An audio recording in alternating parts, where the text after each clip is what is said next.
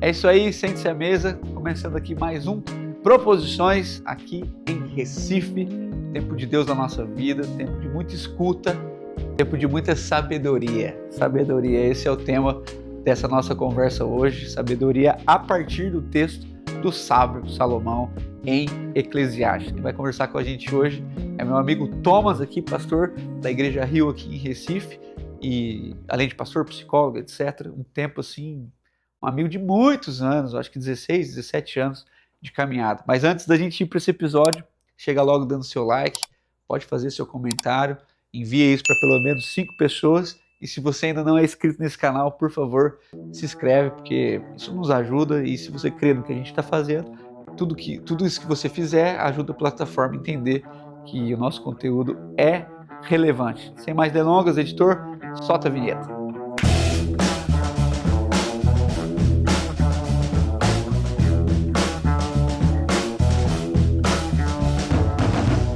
É isso aí, gente, estamos aqui, graças a Deus, já apresentei para vocês anteriormente, mas agora é ele aqui, ó, em carne e osso.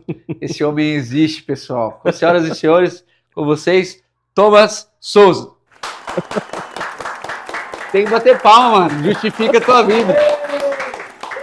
Eu fico impressionada com a generosidade do Daniel, cara. Cara, um amigo que consegue celebrar. Tem que jogar pra cima, pra baixo já tem muita gente que me joga já. Então é o seguinte, estamos aqui, colocamos o livro, saiu agora, quente. Recentemente, Quando 2 foi? semanas. Então pronto, a gente vai 2 lançar aqui. semanas. Então há mais ou menos um mês, Thiago produziu esse livro que é fruto de uma jornada, né? Não é uma coisa que acontece tá aí um tema, pronto. Uma coisa que não acontece do dia para a noite, né? Essa geração que acha que os nossos ministérios fluem como se a gente tivesse nascido pronto. Tá aqui, ó, uma jornada de sabedoria.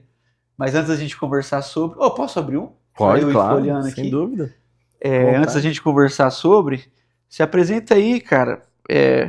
Fala um pouquinho de você, da sua jornada, seus filhos, sua esposa. Carol, né? Carol. Nome bonito, né?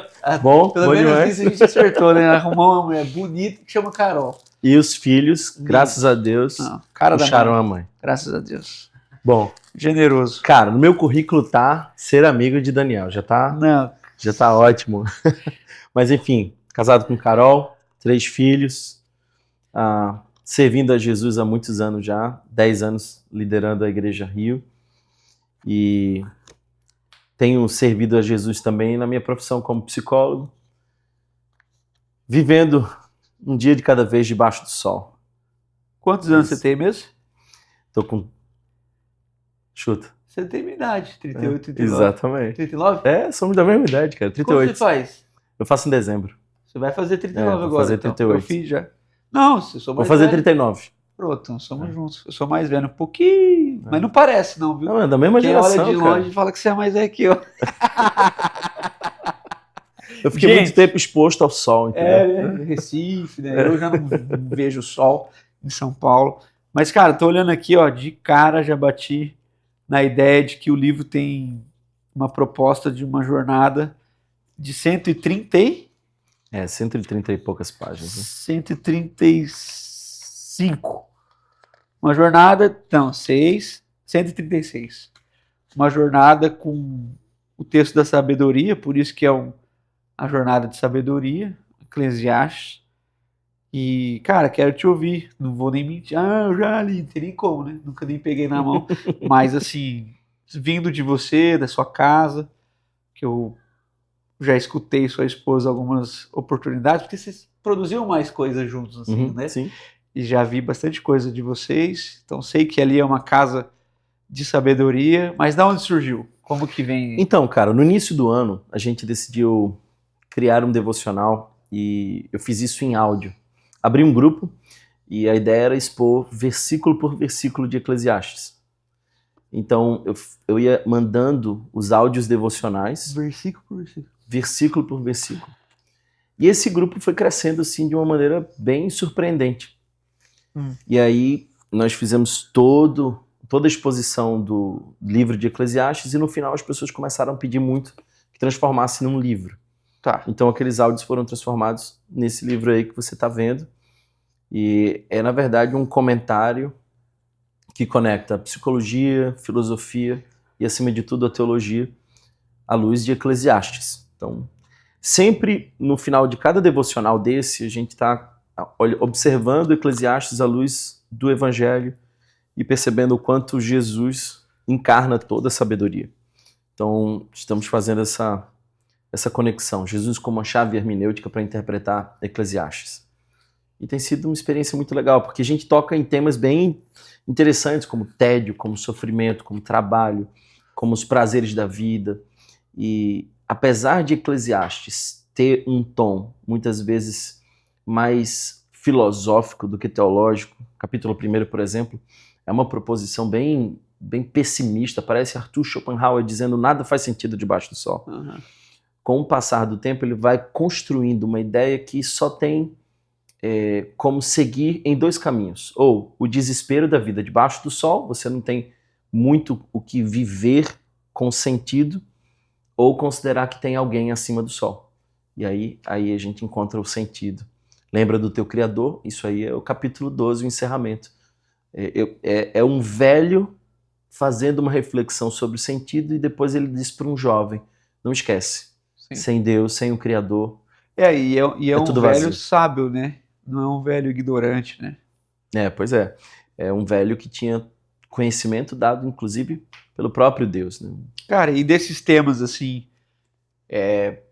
duas perguntas. Qual foi para você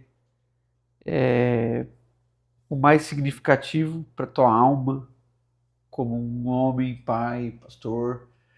E qual você viu que foi mais a reverberação do teu pastoreio, assim? Mas primeiro, qual foi o que mais tem pastoreado teu coração, assim?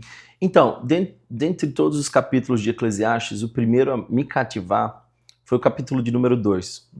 Ele constata que nada faz sentido, aliás, ele faz a pergunta central, o que tem proveito debaixo do sol? A palavra proveito ali vem de uma raiz de um hebraico que é quase que, qual é o lucro disso tudo? Qual é o sentido disso? E aí no capítulo 2 ele começa a experimentar algumas cosmovisões. Então ele vai testar a cosmovisão do hedonismo, ele vai se lançar aos prazeres. Sim. Depois ele faz uma experiência com a cosmovisão do humanismo, e ele vai construindo coisas, perpetuando o nome. E nenhum desses temas existia na época. Exatamente. Você vê que o cara era realmente... Mas não são cosmovisões novas, elas sempre estiveram lá. Os termos não existiam. Exatamente. Então, ele vai percebendo que, apesar de todo o trabalho, o resultado é o próprio trabalho. E aí ele vai numa terceira via, que é o triunfalismo. Então, tornar-se grande, tornar-se conhecido, tornar-se famoso. Então, ele vai testando as cosmovisões. Né? E aí, no final, ele vai perguntando o que disso tudo sobra, o que faz sentido.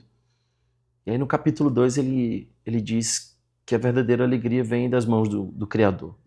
Aliás, é uma das poucas afirmações que ele faz positivas que relacionam com Deus. O Ed René tinha até um livro que ficou famoso, uns, 20 anos atrás, que o título era o livro mais mal-humorado da Bíblia. E era Eclesiastes, porque realmente dá essa sensação de alguém que, caramba, queria ter voltado ao tempo, né? E fala muito sobre o tempo. Então ali no capítulo 2 é onde teu coração, assim, roubou mais você, assim, te pastoreou mais nesse aspecto. Sem dúvida. Esse é um dos capítulos que mais me marcou. O capítulo 9 também, porque ele propõe como a gente pode viver uma vida que é boa de ser vivida aqui. E ele vai dando conselhos muito práticos. No capítulo 9, ele inicia falando sobre a brevidade da vida. Todos nós estamos nessa fila invisível da morte, ninguém sabe o número da senha, né? Então uma hora chega a nossa vez, e eu acho que você até pensa que vai morrer muito rapidamente, né? Então todo mundo tem essa sensação. Pode ser agora, né? E aí a verdade é que ele vai dizendo assim, bom, já que você tem que viver e a vida é curta, então deixa eu te dar conselhos de como você pode viver. Esse capítulo é bastante interessante também, sem falar de outros temas como trabalho, que eu senti que as pessoas tinham bastante interesse, porque infelizmente nós vivemos numa roda de hamster, de muita produtividade e pouco propósito. Sim. Então esse era um tema bastante relevante para as pessoas. Aquela parada bem industrial, né? Se faz porque se faz e... É a coisa do trabalhar para ter para juntar para proteger e proteger para morrer e entregar para alguém que não correu para ter. Que não vai nem cuidar, nem proteger. Vai só gastar. Vai acabar com tudo. E Salomão vai dizendo isso. Ele vai falar sobre que proveito tem você juntar e entregar para alguém que não se esforçou para alcançar isso. Né? Então é um livro bem interessante. Uma coisa que vale a pena dizer, Daniel, sobre esse livro é que quando eu estava produzindo esse material, eu pensava numa pessoa que não estava vendo a vida a partir da nossa cosmovisão cristã. Então, esse livro dialoga muito bem com pessoas que fazem boas perguntas sobre a vida. Aliás, a expressão Qohelet, que é tão conhecida e que foi traduzida, e eu até diria mal traduzida como pregador. Por que mal traduzida? Porque o pregador oferece soluções. Ele propõe alguma coisa. E o Qohelet é aquele que faz perguntas. Eu imagino que o que Salomão estava fazendo era levantar as grandes perguntas que são respondidas plenamente em Jesus. Então, quem se depara com esse material, mesmo que não esteja familiarizado com os ambientes eclesiásticos, né, a nossa fé cristã, enfim, mesmo que não tenha uma cosmovisão cristã, vai se identificar bastante. Eu utilizo bastante Então ele é um livro de espiritualidade. Exatamente. Não é de religiosidade. Exatamente. E aí ele consegue orientar qualquer pessoa. Qualquer pessoa. Claro que a orientação sempre aponta na direção da nossa fé. Claro. Mas qualquer pessoa vai aproveitar bastante a leitura desse livro. E por que você colocou na capa aqui? Claro, você colocou, mas você que aprovou, o livro é teu. Essa ideia do cultivo e essa cena. Percebe que a capa ela é quase que um cinza. Sim. Porque é como se nada te fizesse sentido. Sim. E de cima para baixo tem uma luz que dá cor. Depois a gente coloca na edição a capa. Então, melhor. É como se tivesse de cima, lá de cima, vem um sentido. Entendi. Para o trabalho humano. Um sentido para tudo aquilo que a gente faz. Então, há uma opção de viver a vida. E o trabalho aqui, ó, não é um trabalho industrial, né? Exato. É um trabalho que tem começo, meio, fim, propósito, processo. Pô, cara, é realmente inteligente, cara. Olha, eu te dizer que se o cara bota na cava que um cara trabalhando numa indústria, eu já nem leio. Tipo... O mérito dessa capa é do Igor. Cara, ele é um amigo, grande amigo. E eu vi aqui o nome dele. Ele pensou nesses detalhes também. Cara, fala sobre o trabalho, então. Porque eu vi que você colocou o trabalho aqui. E eu sou muito observador, você sabe. E o trabalho aqui, você não colocou os temas por ordem alfabética. Senão o trabalho provavelmente seria o último. Mas aqui você colocou em primeiro lugar. Trabalho, sucesso, dinheiro, relacionamento, prazer. Fala um pouco dessa jornada, que é isso, né? Algo que vem do céu e ilumina. Jesus só chamou a gente para trabalhar, né? Isso. Jesus, quando foi orar para os discípulos, não sei se você elabora isso, eu creio que sim. Jesus não orou por outra coisa. Ele falou assim, Pai, roga a trabalhadores, porque o trabalho é grande. Então, como que tem sido como tem sido a sua leitura do trabalho? Uma das grandes perguntas sobre trabalho é por que a gente trabalha? Sim. E Salomão faz essa pergunta, ela não é minha. Sim. E a gente pode dar várias respostas a essa pergunta, mas no final das contas, todas elas são como correr atrás do vento. Aliás, a expressão correr atrás do vento se repete no no livro de Eclesiastes diversas vezes para falar desse vazio, dessa vaidade, né? Dessa coisa que se esvai. E quando a gente trabalha esse tema no livro, o que a gente faz é identificar algumas pressuposições equivocadas sobre o trabalho. Tá. Hoje em dia as pessoas trabalham como um projeto de autorredenção. O que elas fazem constitui, em parte, a justificativa da própria existência. Sim. Então, identidade e atividade estão se misturando muito. E quase um trabalho messiânico, né? É para salvar a pessoa, né? É para salvar-se, muitas vezes. E aí o indivíduo não consegue, por exemplo, lidar com a aposentadoria. O cara é demitido do trabalho e ele cai numa depressão, porque o sentido estava ali. Sim. Né? Por outro lado, a gente tem uma relação com o trabalho que às vezes é muito hostil também. Porque nós fomos criados para o trabalho. O trabalho não é decorrente da queda do homem. Deus deu trabalho antes da queda. Né? Até as pessoas perguntam assim, e aí no céu vai ter trabalho? Ué, claro que vai. Jesus Tinha falou. antes da queda, vai ter depois Jesus também. falou, meu pai trabalha, eu também. Então, tipo assim, trabalho faz parte da vida, né? Deus nos criou para isso também. Então, colocar o trabalho no lugar certo nem é o salvador, nem é o algoz, o problema da nossa vida. Então, equilibrar a nossa perspectiva sobre o trabalho nos faz entender o que Deus quer de nós no nosso cotidiano. Aliás, eu não sei se você já percebeu, mas as gerações elas vão encontrando outras maneiras de extrair significado.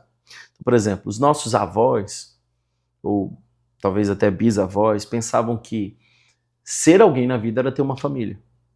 Então eles tinham famílias muito grandes. 12 filhos. 12 filhos e tal. Os meus avós tiveram muitos filhos, né?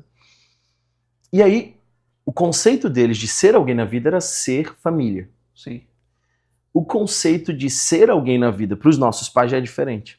Eles foram os primeiros a irem à faculdade. Eles se formaram, para eles era o trabalho. Então era ser alguém na vida, era você ter uma estrutura financeira, uma profissão, um título, um diploma. Né? Exatamente. Tanto então, que você usava essa expressão, tem que ter um diploma. Exatamente. Um cara diplomado. Isso. E aí, olha que interessante, eles já não têm muitos filhos, porque eles não extraem daí o sentido. Mas trabalham muito. Trabalham demais, é a geração que é viciada em trabalho, né? Produziu bastante, enfim. Há uma nova geração agora que pensa que ser alguém na vida é ter a liberdade de viver experiências. Então, tem muita gente que está chegando no topo da montanha e dizendo eu subi a montanha errada.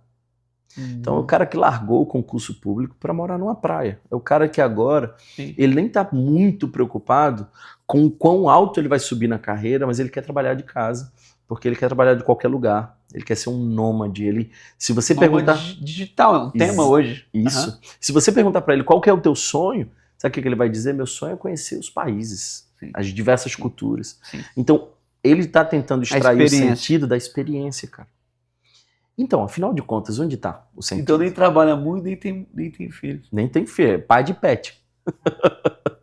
Essa é a verdade. Pai de pet Eu queria gravar sobre isso, mas eu tenho coragem. Bom, eu tenho. Não, eu queria gravar só sobre isso. Mas fala da experiência. Porque no teu consultório, além do teu ministério, você também tem visto isso de uma perspectiva mais profunda, né? O quanto que isso tem quase mutado o ser humano, né? É uma nova espécie do ser. E é uma espécie que tem valorizado muito o afeto, né? O que a gente pode chamar de revolução afetiva. Então, os afetos definem a identidade, os afetos governam sobre as relações, tudo é sobre o bem-estar, é a cultura do self. Então as pessoas estão cada vez mais viciadas em si mesmas. E aí as relações são enfraquecidas, o propósito de vida é enfraquecido. Quanto mais livre essa geração se torna, mais escravizada das próprias experiências. E é tão incrível isso, que tem um psicanalista moderno chamado Charles Mellman, que ele faz um livro cujo título é O Homem Sem Gravidade. E olha que coisa interessante, ele vai dizer que a nossa geração, ela é, na verdade, muito diferente, quase o oposto da geração de Freud. Porque a geração de Freud, ele monta toda a sua estrutura psicanalítica olhando para uma sociedade cuja característica era de repressão. As doenças eram consequências da repressão. A nossa geração atual, ela sofre por não ter referência, ela não tem peso, ela não tem chão. E aí nós temos uma geração de pessoas que são livres demais, mas completamente perdidas, orbitando nelas mesmas, sabe? Egocentradas, em si mesmadas. E aí essas pessoas são vazias. Alguém já disse que o homem perdeu algo que não sabe o que é, e essa falta é mortal. E é exatamente sobre isso que Salomão vai meditar. O que está faltando? O que faz sentido? O que tem proveito? Por que a gente trabalha? Como a gente enfrenta o tédio? Como a gente lida com a morte? Como a gente pode encarar as relações? E ele vai levantando as perguntas muito mais do que oferecendo respostas. E o meu trabalho aqui foi conectar essas perguntas de Eclesiastes com as respostas do Evangelho. Cara, então foi muito trabalho.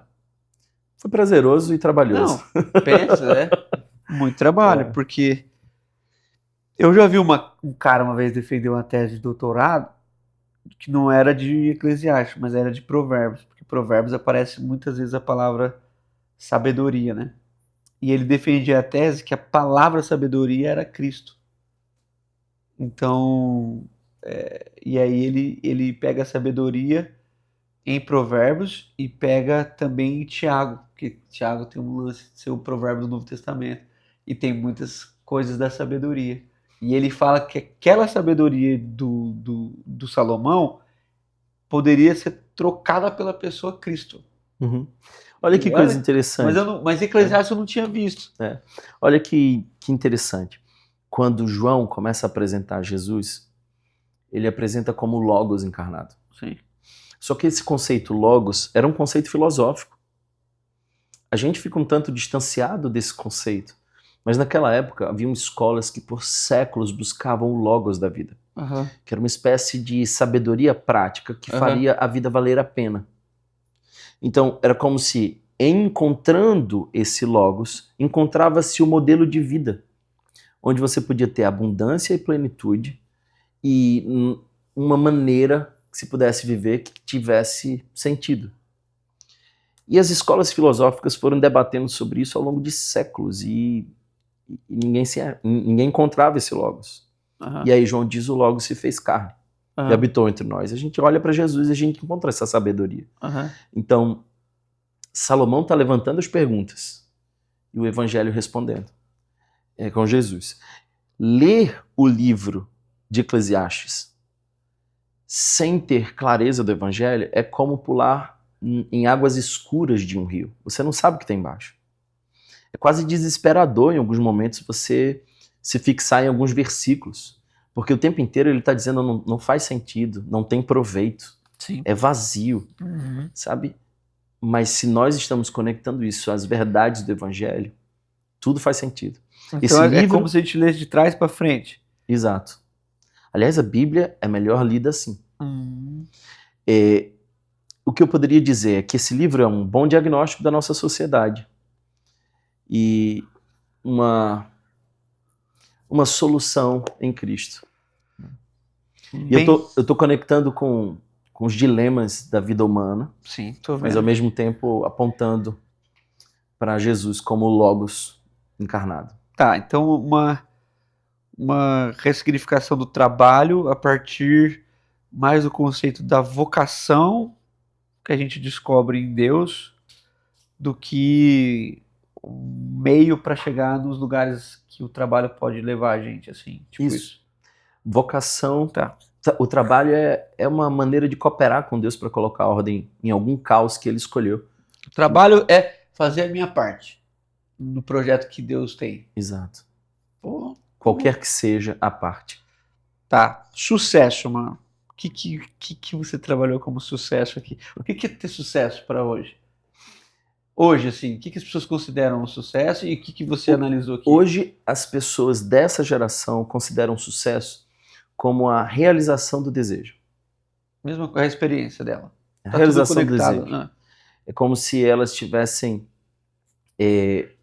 o sonho de não ter o limite. Mas quando a gente observa, por exemplo, o conceito de liberdade em Kant, o que a gente vai perceber é que Kant vai dizer exatamente o oposto. Uma pessoa que considera a liberdade como a execução do desejo pleno, ela é escrava do desejo. Sim. Tem muito mais fronteira do que ela pensa. Exatamente. Tem nada de livre. Você só é livre quando você é capaz de dizer não para o próprio desejo. Quando você é capaz de se orientar pela consciência e não pela vontade. O Lutero chamava isso de liberdade escrava. Olha aí, eu nem conhecia esse termo. Então, essa coisa eu sou escravo da minha liberdade, porque agora eu posso dizer não. Pois é. Então, esse tema do sucesso é ressignificado, porque o que Salomão vai dizer é: eu já cheguei lá. Eu sou o cara mais conhecido, mais rico. Eu já fiz mais do que qualquer um antes de mim. Eu tenho mais conexões do que todos. Eu tenho recurso quase ilimitado. E eu não tenho sentido. Sim. Então, para essa geração, Salomão era o cara do sucesso. Chegou lá. Ele subiu na montanha mais alta e ele disse: pessoal, não está por aqui não. O que vocês estão buscando não está por aqui. Aí se você comparar Salomão com João Batista, cara, pensa, o João Batista não casou. João Batista tinha umas vestimentas diferentes. Bem diferentes. Aliás, nem Salomão, em toda a sua glória, tinha aquelas características, né? Então, o estilo de vida de João Batista é muito simples, muito limitado. É um cara que morre cedo, diferente de Salomão. Ele é quase que o oposto de Salomão. Mas Jesus olha para ele e diz: esse aqui, ele tem um sucesso. Nascido de mulher. Dentre os nascidos de mulher, não há outro como ele. Então, é como se esse cara alcançou o sucesso, porque o conceito de sucesso, na perspectiva cristã, é fidelidade ao chamado. Enquanto, na perspectiva dessa geração, é alcançar a realização do desejo. E um cara velho, que vai escrever isso na velhice, vai dizer: eu subi a montanha, né? E não encontrei tudo é vai. Essa parte para mim tudo é a mais famosa do texto, mas é muito engraçado. Ele fala assim, aquele versículo na revista atualizada fala: vaidade, vaidade, tudo é vaidade. E esse é o superlativo, né? É como se ele estivesse dizendo de uma vaidade máxima, uma coisa sem proveito, sem sustância. Esse sucesso no Salomão é o lance do correr atrás do vento, que ele fala tantas vezes assim? Você acha que é isso? Várias vezes ele coloca essa ideia. Você vai correr atrás do vento, mano. Você nunca vai... É uma expressão de algo sem propósito. É uma expressão de... Você nunca alcança o seu objetivo se você corre atrás do vento, porque o vento corre mais do que você. E tem muita gente nessa roda de hamster, cara, sem chegar lá. Sem chegar lá. E cansados, né? Extremamente cansados. Sobrecarregados. Aliás, nós fomos a geração da performance. A gente, alguns anos atrás, foi bastante influenciado, a nossa geração, pelos coaches da performance. E hoje a gente é a geração do cansaço. E isso influencia gerações, cara. Gerações vão abraçando essas cosmovisões e vão descobrindo, depois de décadas, que correram atrás do vento. Sim. Por isso, Salomão escreve ao jovem e diz: cara, não perde tempo. Descobre logo que a vida debaixo do sol só tem sentido se a gente considera aquele que está acima do sol. E que se a gente limitar a nossa percepção exclusivamente à experiência terrena, material, nada faz sentido. Porque se no final das contas o cara mais terrível e a pessoa mais generosa do mundo vão para o mesmo lugar, se é tudo só matéria, então nada faz sentido. Cara, justamente. E a gente vê, né, hoje muitos exemplos, não tão como Salomão, mas de pessoas que chegaram lá também. E um cara que me chama muita atenção, deve te chamar também como psicólogo, é o próprio Whindersson, né? É um cara que saiu do Piauí, conquistou o Brasil. Acho que não teve um cara que conquistou tanto o brasileiro por um período como o Whindersson. E aí você vê o cara, chinelão, assim. E aí eu tava assistindo um podcast com ele, que ele quase não grava também, muito podcast. E eu tava assistindo um podcast pra ele e o cara perguntou, tipo assim, cara, o que era teu sonho, assim, hoje? Ele falou, cara, ir num bar, ir num bar. Só sentar num bar, tomar uma cerveja era o meu sonho. Mas eu não posso mais. Ele falou assim, para eu ir num bar, eu tenho que avisar o bar, pro bar se preparar que eu vou chegar lá, porque senão vai acontecer. Eu só queria sentar, olha o que o cara falou, velho. Eu só queria sentar e tomar uma cerveja. Quem não toma cerveja, toma coca, irmão. Mas o irmão tava tomando a cerveja. Ele fala assim, só queria sentar e tomar uma cerveja com os meus amigos. O trivial da vida era o que todo mundo deveria estar fazendo, sentar com os amigos, tomando o que gosta, e analisando a vida a partir das suas amizades. É como que Salomão dizendo assim, cara, eu conquistei as mulheres que eu quis, mas no fim terminei apaixonado loucamente por alguém. Dinheiro, sucesso, tô indo na ordem aqui. Então, e o dinheiro? E o dinheiro? Eu não tenho. Quê? Onde tá o dinheiro? Você Não tem um deve estar no aí? teu bolso aí. Ah, cara, você tá com o Calvin Klein, eu tô de proposições aqui, caramba. Entre nós dois. Eu ganhei esse. Quem tem mais dinheiro olhando assim de longe? Com certeza. De longe. O cara é um conferencista internacional. Ai, pronto, adorei. Mas dinheiro, mano, que parada é essa que o dinheiro tá conquistando o nosso coração? Jesus já avisou. Jesus já avisou. A única coisa que Jesus considera a possibilidade do divino é o tal do dinheiro, cara. Como a gente tem lidado com isso? Como que você viu o dinheiro na vida do sábio e como você tem visto esse negócio, até como pastor, que... Você já sente a diferença desses últimos 10 anos? Muito. Que o dinheiro está cada dia mais Deus, assim? Como que você tem visto isso? Eu sinto que o dinheiro tem assumido um governo da vida de muita gente, assim, cara. É impressionante essa notazinha de papel, esse Pix. Nem nota tem mais, né? Nem tem nem mais, né? Mas as pessoas se governam a partir disso. Olha quão revolucionário é o conselho de Paulo a Timóteo. Se você tem com que vestir e o que comer, estejais com isso satisfeito. Pô, esse conselho a gente daria para os nossos filhos? Nunca. Nunca. A beleza da vida simples é assustador para essa geração, cara. Porque é a geração que está completamente... Parece que dá pavor, né? Pessoal básico. As pessoas já nem se lembram mais. Sabe a pergunta que eu faço para todo mundo que ganha um pouquinho mais de dinheiro e começa a reclamar da vida? Eu falo assim, cara, eu fiz isso para algumas pessoas já. Eu sento assim em algum lugar, ou em pé mesmo, e falo assim, cara, vamos fazer o seguinte. Tá vendo aquele menino ali? Tá passando ali, 13 anos? Tá, beleza. Se você fosse aquele menino ali, quando ele tinha 13 anos, e você parasse para assistir a gente aqui conversando, com a roupa que você tá vestindo, com o carro que você tem e onde você mora, o que você falaria para você mesmo? Aí o cara fala, é isso aí. Eu falei, tá vendo, mano? A gente tá num lugar que a gente nunca imaginou. De certa forma, não em todos os níveis, mas nós pegamos um governo, por mais difícil que seja, um pouco mais estável. A gente está reclamando dos preços, mas os nossos pais e avós pegavam uma inflação de, não sei quanto, de manhã, o preço de noite, aquela coisa assim. A gente cresceu, não sei, a maioria de nós cresceu num ambiente simples. Os nossos pais contavam o dinheiro para ter uma carne, cara. E os nossos filhos querem escolher o tipo de carne que come. Então, assim, o dinheiro, ele foi ganhando um aspecto de outras proporções, assim. O que você falou é uma coisa muito louca. O dinheiro é quem governa a nossa história. Você pergunta para uma pessoa assim, vamos fazer tal coisa? Primeira coisa que o cara responde, não tenho dinheiro. Eu falei, não perguntei se tem dinheiro. Eu falei, vamos fazer tal coisa. Dinheiro a gente vê depois. Ou vamos sair, não sei, vamos viajar? Não tenho dinheiro. Parece que essa roda o dinheiro define tudo que eu faço, o dinheiro define onde eu vou, o dinheiro define com quem eu ando. Quanto mais dinheiro eu tenho, mais endividado eu fico. Não é estranho isso? As pessoas mais endividadas são as que mais ganham dinheiro. Que loucura. E a gente está comprando o que não precisa com o dinheiro que não tem para agradar quem a gente não gosta. Crédito. E sabe com que a gente está pagando isso? A gente está pagando com a vida que a gente não viveu. Nossa, fala de novo isso aí. A gente está vendendo a vida em vez de viver a vida.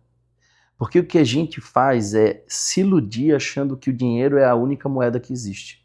Mas, cara, se isso aqui custa R$1.000, e eu vou comprar isso aqui, eu não gasto R$1.000 nisso.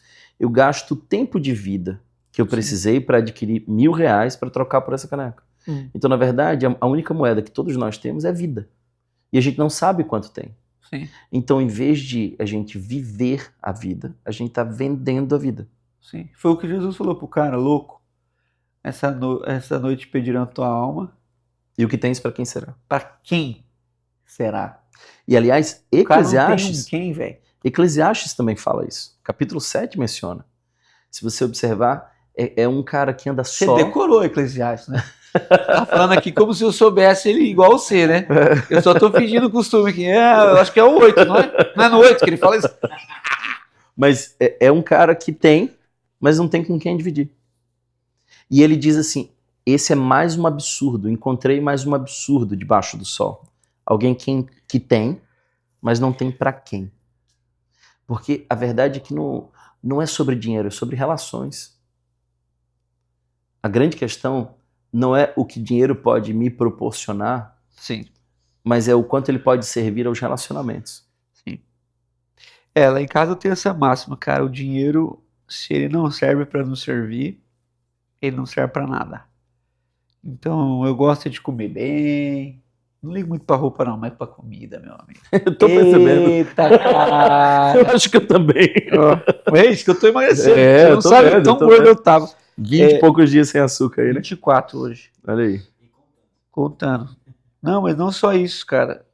Eu falo brincando, mas eu tenho mais facilidade em gastar um dinheiro num restaurante do que num tênis. Eu compro um tênis porque o jeito que não andar descalço fica chato, né? Mas olha só que coisa interessante. A gente tem mais facilidade em gastar onde está a nossa idolatria. E eu não quero te dizer isso. Não. Mas assim, pagar um livro para um intelectual é barato. É muito barato. Barato.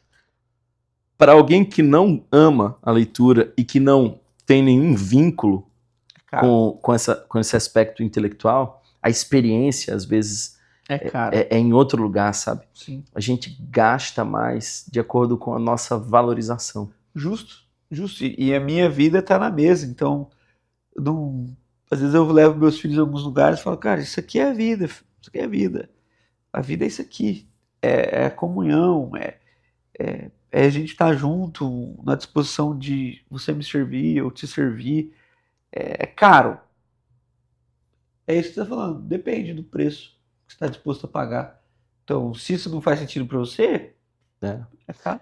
Agora, é impressionante como nós somos apegados. Né? Sim. A gente é muito apegado. E o evangelho é um desafio constante a esse desapego. Todo dia. A felicidade é entregar. Melhor é dar do que receber. Que dia que a gente vai achar que é melhor dar do que receber, cara? Tô tentando até hoje, assim. Porque, graças a Deus, a gente tem algumas coisas aí, mas parece que a gente foi... O pecado afetou, mano. A gente gosta de receber, de controlar, Então, às vezes, você tem que fazer uma oferta. Faça para os caras, fala para algumas pessoas. Faça essa oferta para pastorear o seu próprio coração. Espera você ter vontade, não, que senão você não vai fazer. Não cabe na nossa vida a oferta. A oferta é um susto. Ofertar é subjugar o mamon em nosso coração. Né? E eu tenho a sensação que quando nós fazemos a gratidão e o contentamento darem as mãos, a gente experimenta a verdadeira alegria. Né? Gratidão e contentamento, essas coisas não são inseparáveis. Eu sou grato pelo que eu tenho, desfruto isso, e eu sou feliz com isso. E aí... Desprendimento. Não ficar preso ao que a gente aparentemente tem. Até porque é isso que você falou, cara, é tudo tão fumaça. A gente tá aqui agora, e beleza, e amanhã a gente vê como Salomão deve ter visto, né? A vida passa por todo mundo, e é o epitáfio, né? É aquela ideia eu devia ter feito isso, feito aquilo, devia ter... E as coisas mais simples da vida às vezes passam porque a gente ficou preso nesse negócio. Relacionamentos. Tá acabando aqui, viu? Relacionamentos, cara. O que você viu aqui sobre relacionamentos? O que você pode ensinar através desse texto sobre relacionamentos? Bom, o tema relacionamentos é o tema que você ensina mais do que eu, né? Não, mas é porque eu ouvi você e aí eu ensino mais, né? Pô, ele é meu professor nesse aspecto. Relacionamentos, mas eu não sei tanto de Eclesiastes. Mas então, é impressionante como a relação, o conceito relacional para Salomão começa de um modo e termina de outro. Tá. Ele começa em Cantares. É o cara apaixonado por uma mulher. É uma relação que tem afeto, é uma relação de respeito, de desejo, de encontro, de beleza. Mas depois há um processo de coisificação. E aí já não é mais aquela relação celebrada. É um amontoado de ajuntamento. São inúmeras conexões desconectadas. Então, quando a gente observa Eclesiastes, a gente precisa pensar o que é que tem sentido nos nossos relacionamentos. O capítulo 9, por exemplo, Salomão vai dizer que um dos conselhos para viver uma vida boa é desfrutar da sua mulher amada. Isso aí. Cara, é lindo. Ele diz assim, tome o seu vinho, coma a sua comida, use o seu perfume, ponha a sua melhor roupa e desfrute da mulher da sua mocidade. O que ele está dizendo? Ele está falando assim, cara, não transforma as relações. E ele está falando do seu próprio testemunho. Não transforma as relações em interesses políticos, porque ele vai casando para fazer conexões políticas. Não transforma a relação na projeção do seu desejo. Não coisifica o outro. Estabelece uma relação com aquela que é amada. E aí nós vamos percebendo que a relação ela precisa resgatar esse interesse da mesa, né? Eu tenho a sensação encontro, de que, né, cara? Eu tenho a sensação, exatamente.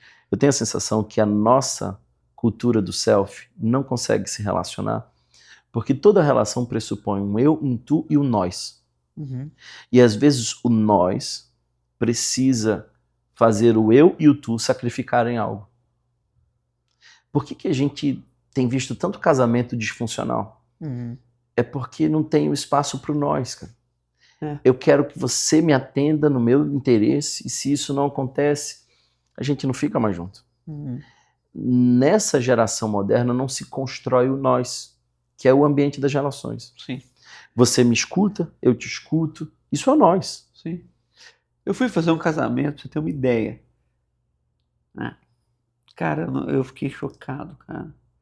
Porque na hora dos votos, a pessoa disse assim, esse negócio de que a gente vai casar aqui e vai se tornar uma pessoa, isso aí eu não acredito, não. Eu sou eu, você é você. Eu já... Cara, que tristeza, cara. Como assim? Se o casamento é a primeira possibilidade do eu morrer cada vez mais. Para mim, o casamento é a chance de uma construção genuína do nós para nos projetar para os outros nós. Você concorda comigo ou não? Claro. Tara Parker era uma jornalista americana, ela escreveu um artigo no The New York Times e ela disse assim, o casamento ideal para essa geração é o casamento consigo mesmo. É o eu casando consigo. Caramba, velho. Infelizmente, essa é a verdade. E quando... Isso está dentro do nosso arraial também, né? Com certeza. Evangélico. A gente está escolhendo igreja a partir do consumo e não da relação. Sim. Qual me oferece mais? Não, eu estou chocado com o que você está falando, tá me vindo coisas dessa semana. Eu estava conversando com alguém e aí o cara falou assim para mim, não é uma pessoa da minha relação, mas estava ali conversando. Ela falou assim, eu tenho que ver com a minha esposa, cara, eu vou ver, porque eu aluguei um apartamento para ela, porque a gente estava se entendendo muito bem, então a gente achou melhor ela morar num apartamento, eu morar no outro. É que o eu não quer dividir nada, né? Que bugada, velho. Como assim? Como assim? Não, assim foi melhor para nós dois. A única chance da gente permanecer junto é a gente ficar separado. Olha que complexidade. A única chance da gente ficar junto é a gente ficar separado. Explica aí pra mim. É porque ninguém quer abrir mão do eu, né, cara? Aliás, os casais hoje, eles estão numa perspectiva tão individualizada que eles começam dividindo tudo, desde o início. Então, minha conta, sua conta, minha vida, sua vida, nosso projeto. Aí eles têm um filho em comum. E cada vez menos. Sim. Aí tem um filho. E aí eles não sabem o que fazer com esse filho, porque é a conexão. É a conexão. É o elo. E aí os dois precisam sacrificar e o filho passa a ser, às vezes, uma dificuldade máxima. Aliás, alguns estudos estão dizendo que essa nova geração, ela está vendo o filho agora cada vez mais como um impedimento à felicidade. Porque eles tiveram filho para a realização. Eu quero um filho. É quase que o filho nascendo para dar a elas o direito de serem felizes. O filho nasce encomendado para fazer o pai feliz. O filho passa a ser a realização do pai. E aí, quando o filho começa a fugir da projeção... Aí destrói. Castelinho de areia. Porque o filho tem o próprio... O filho é uma pessoa, né? Não é Por isso que é mais fácil ter um cachorrinho, que por mais que eu amo ele, no máximo ele dura 15 anos, né? Então, também... Rapidinho ele morre. Ele não diz não, ele não fala confronta. Nada, velho. Bichinho. Ele não pede uma grande renúncia. Se ele fizer alguma coisa boa, eu dou um biscoitinho pra ele. Cara, mas isso A verdade é que nós estamos amando tanto a nós mesmos que as relações estão extremamente enfraquecidas. E a mesa, e você me ensina sobre mesa, é o ato... Sobremesa ou sobre a mesa?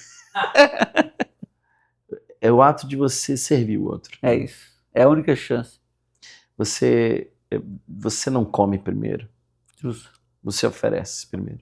Algumas vezes na Bíblia, Jesus sentou e não comeu. Isso é muito significativo.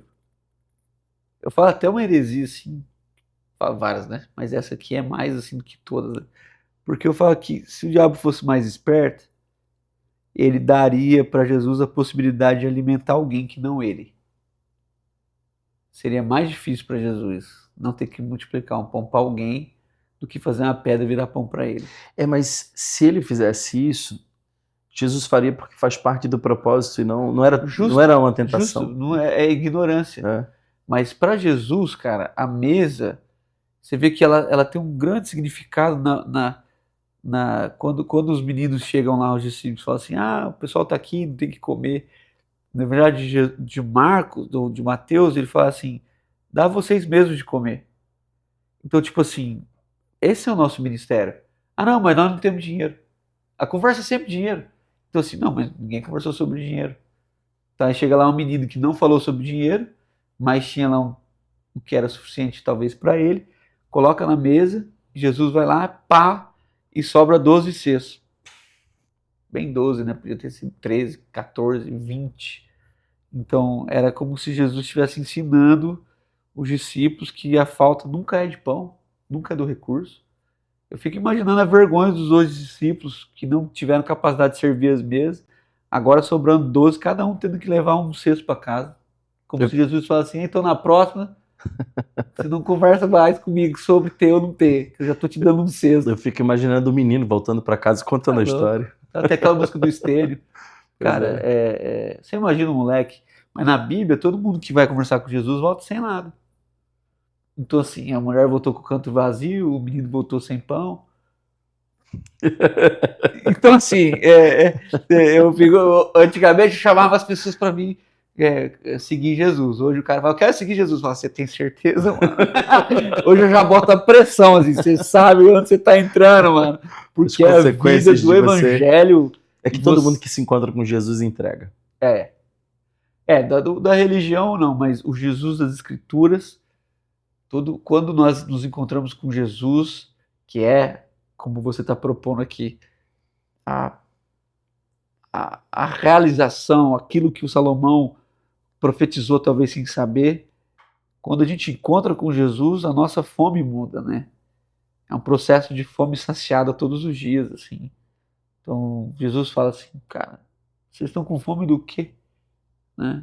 Estão com fome do quê? Muda de fome. Essa fome o mundo já tem, vocês têm que ter outra fome, outro desejo, outra sede, a fome tem que ser cumprir um propósito de Deus na vida de vocês, não E não só uma fome que o Paulo vai chamar de ventre, né? Não é só o que você constrói de si para si, né? De si para si. Por isso que a pergunta de Jesus é, cara, para quem? Eu acho tão legal assim, Jesus é. Primeiro que não aconteceu, né? É só uma parábola, entre aspas, né? Mas quando Jesus fala, para quem vai ficar o que você construiu? Qual é o sentido, cara? E Salomão vai usar a expressão, é melhor serem dois do que um. É melhor serem dois do que um.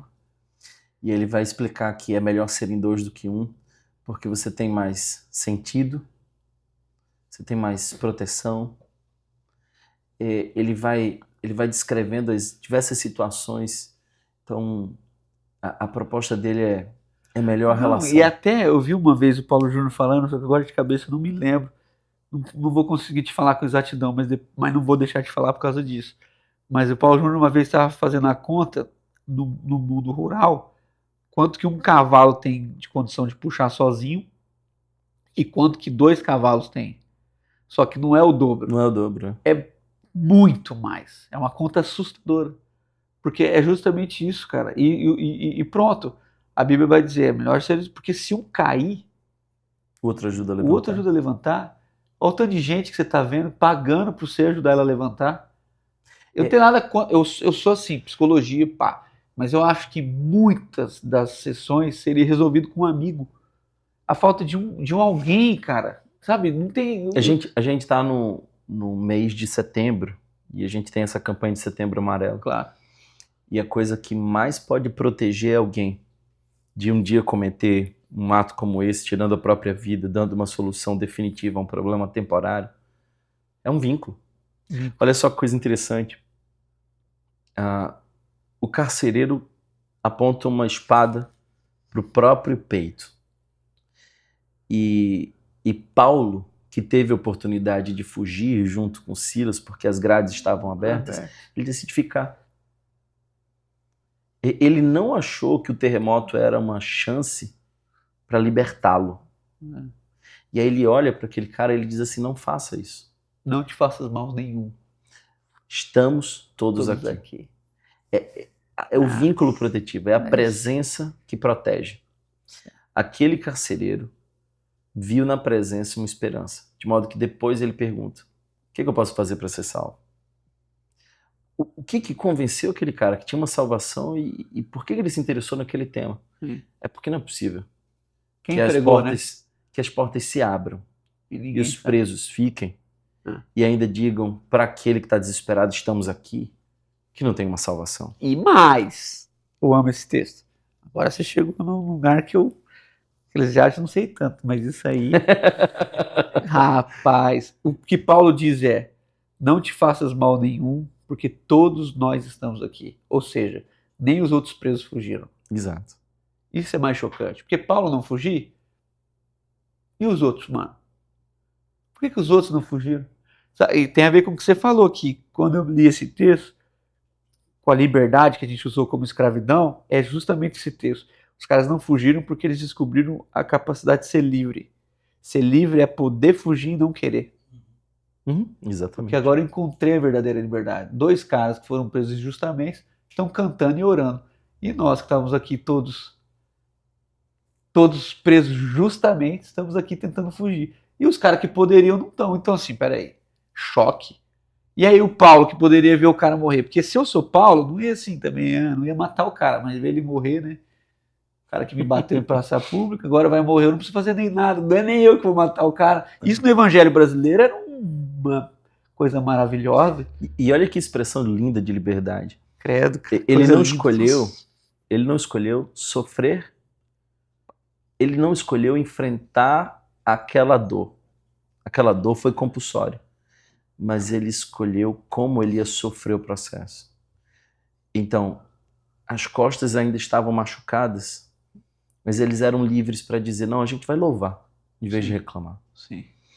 Então, a experiência da dor é compulsória. Como a gente vai sofrer é opcional. Nós temos a liberdade de escolher como a gente reage diante da dor. Sim. E eles eram livres para isso. Eles conseguem ressignificar a dor e cantam à meia-noite. Eu sempre fiquei tentando entender que música que eles cantavam, cara. Porque... Tu consegue imaginar? Consigo. Diz. A alegria está... Eu penso em outra. É? Quer outra? Quero. Te louvarei, não importa as circunstâncias. Já cantei essa música depois dessa pregação. Ó, pegou. Já cantei. Mas sabe por que eu canto a alegria? Porque o texto termina, e o texto termina assim, e com eles manifestava grande alegria.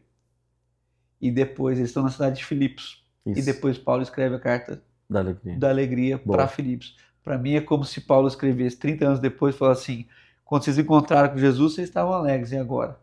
Porque a alegria não é uma circunstância, é isso que eu estava falando. É. A alegria é uma pessoa. Como que o carcereiro termina aquilo alegre, que a possibilidade dele morrer é de 99%? Uai, o cara hospeda o pior prisioneiro na casa dele. Lava as feridas. Lava né? as feridas. Oferece um jantar. É batizado pelo cara. Então, assim, claro, então, olha onde a gente chega com o evangelho. A gente poderia ter pego esse texto antes. Olha onde a gente chega com o evangelho, mano. Tanto Paulo, mas o que o evangelho faz da vida do carcereiro. O mesmo cara que horas atrás é um cara que ou bateu ou assistiu, agora é um cara que hospeda e cuida. É isso que o evangelho faz, cara. E Paulo nem prega. O cara que pergunta, o que nós temos que fazer? E os presbiterianos adoram esse texto, né? Porque fala, crê no Senhor Jesus, será salvo tu e tua casa.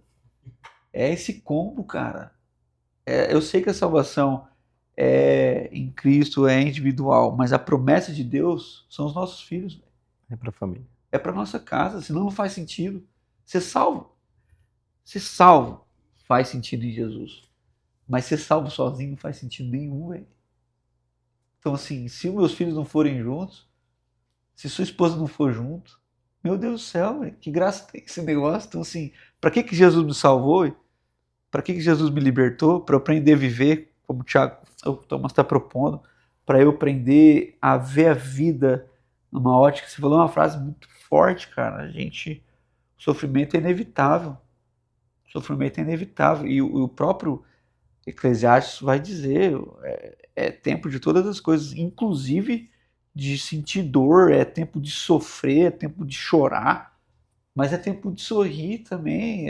Eu acho que hoje, você que é o psicólogo aqui, mas eu sou quase um psicólogo, cara, você não tem noção. Eu acredito nisso. Cara, eu sou um psicólogo frustrado, igual eu sou jogador de futebol. Então, assim, por que eu penso, mano, pra gente caminhando pro fim? Eu tô, assim, assustado com a neurose. Porque eu vejo pessoas rindo quando era para chorar. E vejo pessoas chorando quando era para rir. Você vai no velório, tem gente contando piada. Eu falo, não, velho, é sério que você tá me contando uma piada? As pessoas estão chorando aqui, meu. Você é louco. E aí, às vezes, você tá num outro lugar, que é um aniversário, você olha pro canto e tem duas pessoas chorando. Você fala assim, não, peraí, gente. Agora é hora de... A alegria é uma coisa coletiva, velho. É que a geração está perdendo a capacidade de se conectar. Justo. Com, porque não importa se é o aniversário, eu tô mal, vou chorar aqui. E a beleza da igreja é essa, de chorar com os que choram, celebrar a alegria do outro. Você quer saber um cara maduro? É quando ele ouve uma bênção sem ter inveja. O irmão trocou de carro, o cara fala, e eu nada. Eu nada o que, irmão? O irmão trocou de... Estamos dando uma notícia boa, o irmão aqui estava orando, conseguiu comprar uma casa. Aí o cara, faz 30 anos que eu estou tentando comprar a minha. Não, a Bíblia diz, cara, se alegre com os que se alegram. Maior alegria nossa é ver os nossos irmãos prosperando. Você sabe que é mais difícil se alegrar com os que se alegram do que chorar com os que choram. Muito mais. Muito mais. Chorar, quando chora, emotivo, a gente se solidariza mais fácil, mas o coração às vezes diz, por que não eu? E essa é a pergunta da inveja. Por que não eu? Por que não eu? Nasce 2 filhos. Mas eu nasci aquele lá. Cara, mas tudo isso está em Eclesiastes, né? Essa sabedoria. Deixa eu te contar uma coisa que você não sabia. Eclesiastes foi o primeiro livro da Bíblia que eu li. A gente estava no acampamento, eu devia ter uns 8, 9 anos. Meus irmãos queriam batizar, que lá eu nasci na comunidade, né, etc. E depois, com aquela pressão coletiva, né, todo mundo ia batizar, menos eu, né, porque os caras não batizam a criança, mas se ela não quer depois também, vai uma pressão, né? E eu, cara, você não vai batizar, né? Todo mundo vai batizar aqui, caramba. Seus amigos, seus irmãos. Aí eu, vou batizar, meu sonho é batizar com 8 anos, né? 9 anos. Aí eu peguei e falei, eu quero batizar. Aí eu cheguei para conversar com o pastor, não imagino por quê. Era no mesmo acampamento, ele falou assim para mim, então vai lá e lê Eclesiastes. Eu falei, o quê? Eclesiastes, 9 anos, eu lá. Eu não sabia nem ler direito. Vaidade. O que é vaidade? Só o que é vaidade? Tudo é... E era na revista Corrigida ainda. Nossa. Pensa. Imagina. Então, o que será que Deus estava querendo comigo, né? Confundi-lo. Me confundir, cara. Ou sei lá, me dar uma orientação que algum dia eu fosse lembrado que eu nem sabia. Cara, que alegria, velho. Eu tô assim, estado de graça. Essa viagem aqui, o Gui chegou aqui agora, é um projeto de Deus na nossa vida, assim. Poder viver com vocês aqui, mesmo que tão pouco tempo, essa intensidade e beber daquilo tudo que vocês têm fluído aqui. Tá com esse livro. Esse aqui é meu? Com certeza. É meu? Mas você vai assinar aqui? Não vai ganhar nada mais por isso, mas... Mas eu vou guardar. Eu vou assinar. Ô Gui, tem um pro você aqui também, viu? Cara, eu vou te agradecendo, vou te dar um presente, porque você me deu um, senão não vou te dar nada. Tô brincando. Isso aqui é uma canequinha simbólica, mas porque tem tudo a ver com a mesa, café.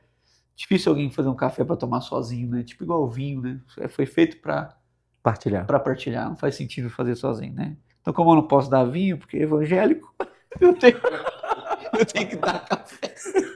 Não, o pessoal já ruim comigo. Só nos bastidores. E aí, cara, é o seguinte, coloca lá na sua mesa. Com certeza. E serve os seus filhos tão lindos aí nessa comunhão. Mas é o seguinte, antes de acabar, a gente tem aqui um quadro, só tem um só. Você viu, era tranquilo, né? Conversa que boa, né? Dá pra ficar até mais tempo. Mas uma vez eu tava viajando lá sozinho, fiquei pensando assim, cara, eu pensou se Deus um dia colocasse na nossa mesa a possibilidade de falar com todo mundo, o mundo inteiro. Eu tenho essas viagens, né? Depois você me diagnostica aí. Eu fico às vezes lá, eu É um transtorno moderno, o pessoal moderno. Ainda não conseguiu identificar muito bem isso. Muito moderno. E eu falei assim, cara, será que... Sabe qual que é a minha crise, mano? Você vai me entender. Eu acho que todo mundo carrega uma mensagem e as pessoas não acreditam nisso. Eu acredito nisso. Por isso que eu gosto de ensinar os outros a falar em público, porque eu quero que elas tenham capacidade de entender que Deus deu a elas uma mensagem e que o mundo inteiro precisa saber. Nem que o mundo inteiro dela fosse a rua dela. Entendeu? Porque não é responsável não entregar minha mensagem. Então eu criei esse quadro aqui, 2 minutos para o mundo. Essa ideia de que o mundo inteiro poderia nos ouvir, mas se Deus abreviasse isso por 2 minutos, ele nos daria uma grande possibilidade de falar o que a gente realmente não deixaria de falar.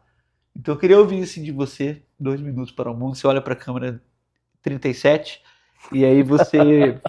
O que está no seu coração, cara? O mundo inteiro parou para te ouvir, mas você só pode falar 2 minutos. Vai ficar registrado, mas ao vivo. Pá, todas as telas do universo, todos os dispositivos.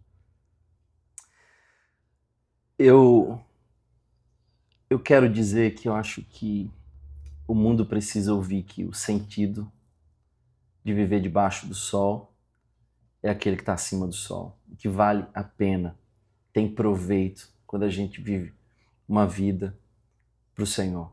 E as pessoas lá fora precisam ouvir isso. Não basta a gente guardar esse discurso, essa mensagem dentro das igrejas. Então as igrejas precisam ir lá fora e dizer que há esperança em Jesus e que o propósito é nessa relação com Ele.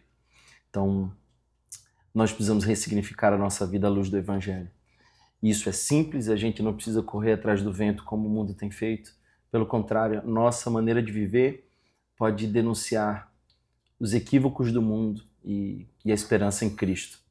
E a gente não pode guardar essa mensagem dentro das 4 paredes. A igreja tem que ir lá fora e anunciar, especialmente onde a esperança não costuma frequentar. É nisso que eu creio e é por isso que eu vou viver. Eu espero envelhecer falando disso. Cara, muito obrigado. Deus continue. Muito obrigado pelo carinho, pelo convite. Não, isso aí você vai guardar assim Um amor, viu? Obrigado pela sua amizade, cara. Eu tava também te tentando agradeço. lembrar aqui quantos anos a gente... Muitos. 16 anos. A gente se Eu acho conheceu que em julho de 2009. Um pouco mais, acho que uns 20 e poucos quilos atrás. Ah, não, isso aí foi mais. É mais. Juntando nós dois? Juntar nós dois dá um Pokémon daqueles grandão. Gente, isso aí. Deus abençoe. Obrigado, você, sejamos valeu. uma bênção, se Deus quiser. Semana que vem a gente volta com mais conteúdo. E aí, se você tiver algum site depois de venda, coloca aí no comentário embaixo o número, e se você tiver interesse em adquirir o livro, a gente manda para todo o Brasil. Valeu, um abraço. Valeu. Fomos. Salve de palmas, Brasil. Ó quem chegou aí. Ei, podia entrar o cara aqui. Ô, Marcos.